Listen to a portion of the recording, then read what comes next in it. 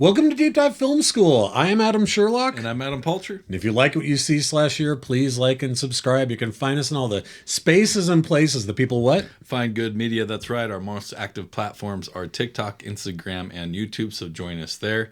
This week we are doing a little different twist on our That One Scene. Our scene analysis. Our scene analysis. We're going to kind of do a punishment review. Yeah. This movie is a delight, I'm sure, to some people. But we are doing the Top That Rap scene. Yeah, from 1989's Teen Witch. That's right. A movie that I think, one, is a great start for a punishment scene review. Oh, yeah. It's only 3 minutes, and it's packed with so much stuff. So, did you watch this? Did you have the Disney Channel? Did you watch this when you were a kid? So, I definitely seen this part, and then I went and watched the trailer. I was like, oh yeah, I've fucking seen this movie a lot. See, I had never seen this movie. I knew nothing about it until the Top That became viral. Became viral like 5 or 6 years ago or whatever, or maybe 7 or 8, and I remember asking my wife, and she was like, "Oh God, yeah, I've watched Teen Witch a bajillion times." Yeah, it's got Zelda Rubinstein in it. That's right. Well, it went into syndication on the Disney Channel as just like in rotation as like one of these movies they would show all the time. I was like 10 years old at this time, so it was right in my wheelhouse. I rewatched the trailer. I'm like, oh, I remember all of this. Is Blake Lively, right? No, Robin Lively. Or Robin Lively, Blake Lively's sister, isn't it? Oh, is it? Okay. I think so. I think that's right. Robin Lively from Danielson's girlfriend in Karate Kid 3. Karate Kid 3. This is kind of just another 80s high school movie, if we're being honest. I definitely watch it though, but it is like shrapnel of a John Hughes effect to some degree. Sure. Right? Robin Lively is kind of Molly Ringwald-ish. Okay, yeah. A little bit. But she's a supernatural being. Well, I mean, so we got a basic plot here. A girl can't find love and discovers she has magical powers. Yeah. So then, like, not only does she help herself out, but also, in this scene in particular, her best friend, for sure, Polly, who's played by Mandy Ingber. Essentially when something like that, the depths of your morals are questioned, right? Of how flexible are my morals going to be? Yeah, I've enchanted another sentient human being to do my bidding. Yeah. Now, really quick, obviously this starts with the character Rhett, played by Noah Blake, and his two buddies. Well, and I think we have to mention the girls are, coming home from tennis practice or something. And they're kind of gossiping. Yeah, they're like, oh, Brad waved at you. Oh my God. Yeah, totally. And they're just chatting about boys, and then cut to boombox. Yeah, cut to the boombox on a pretty sweet car. With that funky beat. Yep, and we've got hanging out in front of a car with a boombox. You got tucked in shirt with suspenders guy. Then you have Rhett, open Hawaiian shirt with his midriff tank top and then pegged, rolled up jeans, right? And then the salmon colored shirt guy with the mod vest from Chess King. So those are the three guys, and they're doing their dance. They're b-boy dancing, they're white boy dancing. And the lyrics go as follows. Rhett says, "I'm king and they know it. When I snap my fingers, everybody says, show it. I'm hot and you're not." And then this is the part that always stuck out to me. "But if you want to hang with me, I'll give it one shot." I'm like, that's not what a badass says. A badass doesn't say. And what are you topping now? Or a badass doesn't say, "If you want to hang out with me, I'll give it one shot." It's like, well, that's a pretty magnanimous approach. Yeah, it's it's pretty. He's the king, but he's an even-handed king, right? Obviously. We're in the middle of white suburbia as well. By the way, so these girls keep chatting. Yes.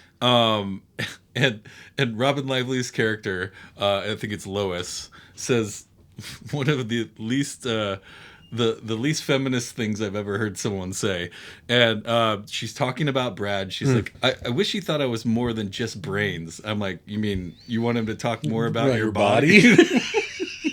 That's not how it should be the other way around. Yeah, it's not right. And then they turn the corner, and witness this funkiness happen. Yeah, and immediately her friend Polly's like, "Let's go the other way." Whoa, let's get out of here. Let's get out of here. These guys are this is bad news. Yeah. Well, what she says is, "I'm so embarrassed," and you're like, "Oh, you're embarrassed?" And she's like, "Look how funky he is." Just talk to him. Yeah, look how funky he is. That's the best line. That's the line of the thing. I'll never be cool. Look how funky he is. Yep. Like, that's a compliment. And you're like, is he though?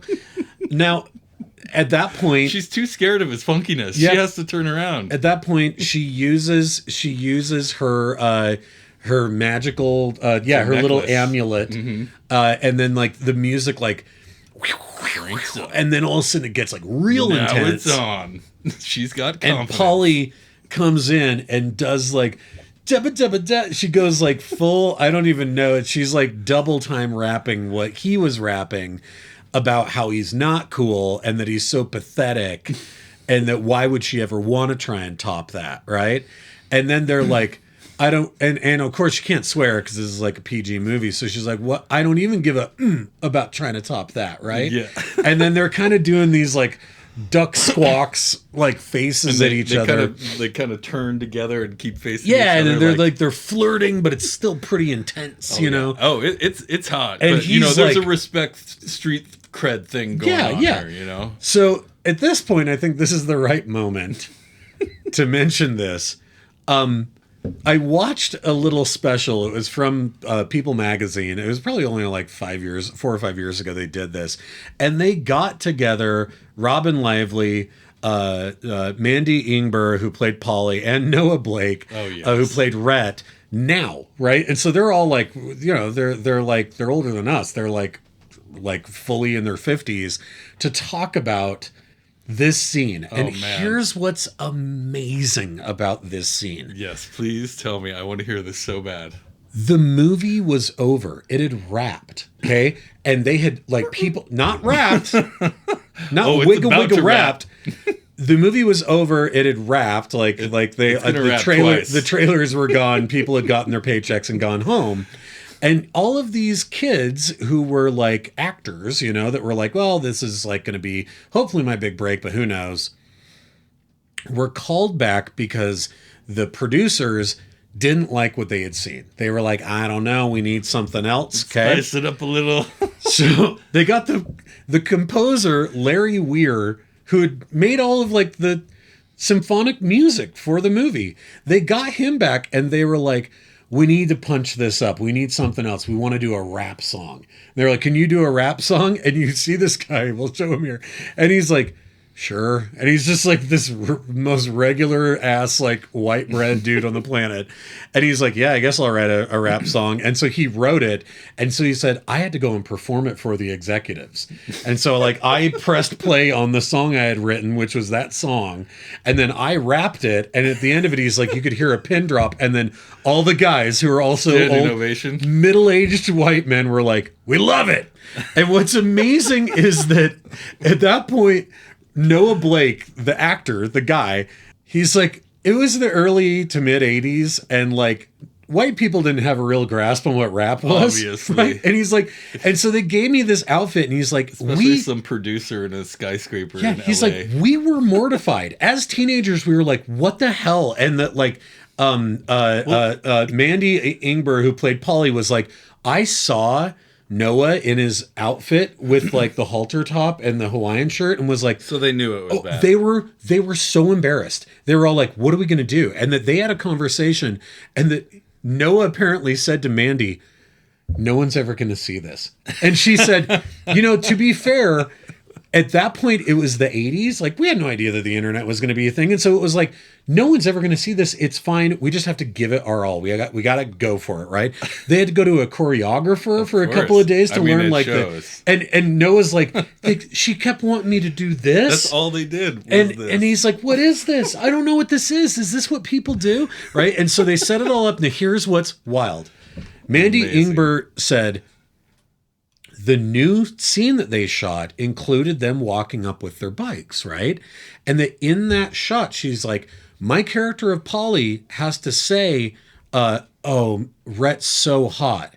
And she goes, keep in mind, the rest of the movie's already been filmed. And she goes, this isn't an arc for my character.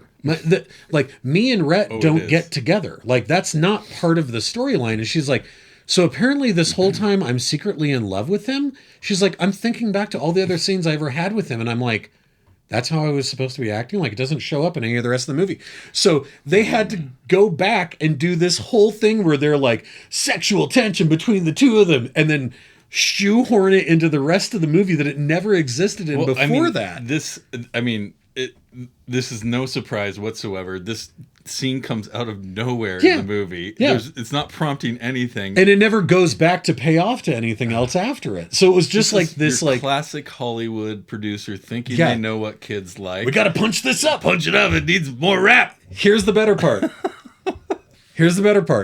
It's neither one of their voices. I assumed it wasn't. So it's not even Larry Weir was like, yeah, I had people come in and they did that in the studio and that's what we recorded. And he's like, but Rhett, Noah Blake's the actor was like, when I saw the movie, I was like, that's not me.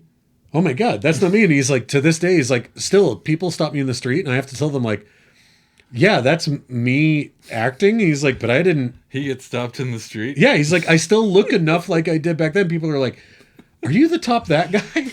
And he's like, and I hated it for years. And he's like, I finally embraced it because it was such a seminal part of a bunch of kids, childhood. But like, to me, I'm like, it's so embarrassing. He's like, I want to, I was like, I'm an actor. Like, and so the woman who played Polly, Mandy Ingber, said, I kind of got rid of my TV. Like after I did that movie, like I didn't have cable or anything. She's like, somebody had to come and tell me, oh no, the Disney Channel bought Teen Witch and it's been on heavy rotation for the last year. Mm-hmm. And she was like, oh God, the Top That song. She's like, let alone once it got a second life becoming viral online. She's like, you just had to like throw your hands up and be like, I guess it's fine. And she's like, but imagine the most embarrassing thing that you ever did as a kid. On film. And then becoming like one of the most viral videos to ever show up on YouTube. Oh, yeah. And you're like, that's so rough. Anyway, that's the history behind the Top That thing. It was a punch up after the movie was done to make the movie better. Not surprising and probably why it suffers and is our first punishment review. But man, so fucking funny. Oh God! Just that in a little globe by itself is all it needs to be. The vicarious embarrassment. You don't need to know anything else about the movie. Yeah, the vicarious embarrassment you feel when you watch it. Like I've seen it so many times, and watching it to do this, my face got flush. I was like, I feel so bad for them. As my daughter would say, cringe. Super hashtag so cringe. Yes. All right, well, anyway. That is Top That Scene. That was a blast. Try and top that review. I dare you. Anyways, thank you for joining us. Please like and subscribe. YouTube, TikTok, Instagram, all the spaces and places.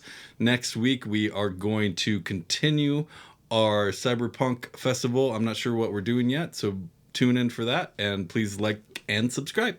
Bye, you guys.